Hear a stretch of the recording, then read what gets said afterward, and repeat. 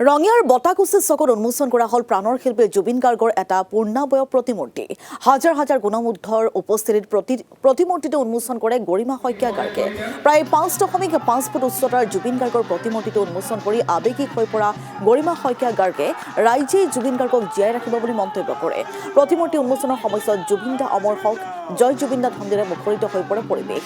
ইফালে অনুষ্ঠানত উপস্থিত থকা জুবিন গাৰ্গৰ বন্ধু পাৰ্থ গোস্বামীয়ে কয়, দুই এজনে জুবিনৰ হত্যাকাৰীক বচাবলৈ পৰি লাগিছে। উচ্চতম ন্যায়ালয়ত গোচৰটো নিবলৈ ওলোৱা কাৰ্যক পলায়নবাদী আখ্যা পাৰ্থ গোস্বামীৰ। এই অনুষ্ঠানত জুবিন গাৰ্গৰ গীত পৰিৱেশন কৰে ৰহিম ৰাজ আৰু তৃষ্ণাই। অনুষ্ঠানত উপস্থিত থাকে ৰাজা বৰুৱাও। উল্লেখযোগ্য যে বাটাকুচিৰ নৃপেন ডেকা, মিলন শইকীয়া আৰু হেমেন কলিতাৰ নেতৃত্বত অঞ্চলটোৰ কেইবাজনো জুবিন অনুৰাগীয়ে এই প্ৰতিমূৰ্তিটো নিৰ্মাণত আগভাগ লয়।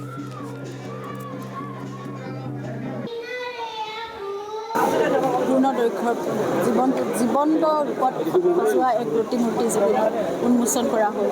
আৰু এনেদৰে অসমৰ বিভিন্ন স্থানত বহুজনে বহু ধৰণে কৰি আছে। জুবিনক জীয়াই ৰখাৰ এটা প্ৰচেষ্টা, তেওঁৰ কায়িক অনুপস্থিতিক আমাৰ সাধ্য অনুসাৰে সাকাৰ ৰূপ দি আমাৰ মাজত ৰখাৰ এটা প্ৰচেষ্টা, সকলোৰে তেওঁক অমৰ কৰি ৰখাৰ এটা প্ৰচেষ্টা। প্ৰতিমূৰ্তি আমি সকলোৱে প্ৰতিমূৰ্তিটো দেখি এইটো কাৰণেই মানে যুগ যুগান্তৰলৈ যেনেকৈ বহু দিনলৈ এটা প্ৰতিমূৰ্তি থাকি যাব আৰু সেইকাৰণে কেৱল নতুন প্ৰজন্ম যিমান আহি থাকিব তেওঁলোকে কোন সেই কথাটো জানিবলৈ চেষ্টা কৰিব। গতিকে জামিন বিচাৰি আছে ইজনৰ পিছত সিজন। যেতিয়া ফাৰ্ষ্ট ট্ৰেকত নাপালে হাইকোৰ্টলৈ গৈছে, তাৰপিছত সুপ্ৰিম কোৰ্টলৈ গৈছে, তাৰপিছত এই গোটেই যিটো আইনী প্ৰক্ৰিয়াটো বা যিটো বিচাৰ প্ৰক্ৰিয়াটো সেইটো বাহিৰলৈ ট্ৰেন্সফাৰ কৰিবলৈ এতিয়া চেষ্টা কৰিছে।